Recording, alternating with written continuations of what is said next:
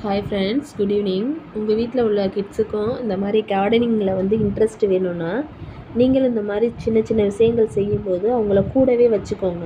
அவங்க அந்த விஷயத்தை பார்க்கும்போது அவங்க நிறையா கற்றுக்குவாங்க. அவங்களும் இன்ட்ரெஸ்ட்டாக வந்து செய்வாங்க. என் பையனை அப்படித்தான். மேலே மாடிக்கு வந்துட்டாலே அம்மா நான் தண்ணி ஊற்றுறேன் அப்படின்னு சொல்லிட்டு அழகாக ஊற்றுவான். அவங்க தண்ணி ஊற்றும்போது அதை பார்க்கையில என்ன சொல்கிறது, நம்ம இன்னும் கொஞ்சம் ஆர்வமாக ஏதாவது செடி வைப்போம் அப்படின்னு தோணும். அவங்களுக்கும் இந்த மாதிரி இனி வர ஜென்ரேஷனுக்குலாம் அக்ரிகல்ச்சரை பற்றி ஐடியா இந்த மாதிரிலாம் நம்ம கொடுத்தோம்னா தான் அப்புறம் லாஸ்ட்டில் கத்திரிக்காய் மரத்தில் காய்க்குதா செடியில் காய்க்குதானுங்கிற கூட அதுங்களுக்கு தெரியாமல் போயிடுறோம்.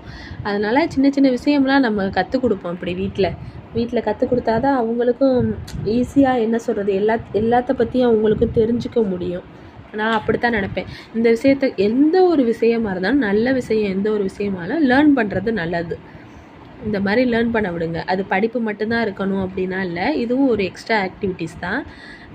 குழந்தைங்களுக்கு வந்து குழந்தைங்களுக்காகவே இதெல்லாம் எஃபர்ட் போடலாம். இப்போலாம் கொஞ்சம் மைண்டு பீஸ்ஃபுல்லாக இருக்குது. அவனும் கொஞ்சம் ஜாலியாக என்ஜாய் பண்ணுறான். அதெல்லாம் டைம் எடுத்துக்கிறான் இதுக்காக. எனக்கும் ரொம்ப பிடிச்சிருக்கு இந்த விஷயங்கள்லாம் அவன் பண்ணுறத பார்க்கையில. விளையாட்டு மட்டும் இல்லாமல் பொறுப்பாகவும் இதை சில இதை எடுத்து செய்கிற மாதிரி இருக்குது அவங்களுக்கு. ரொம்ப ஹாப்பி.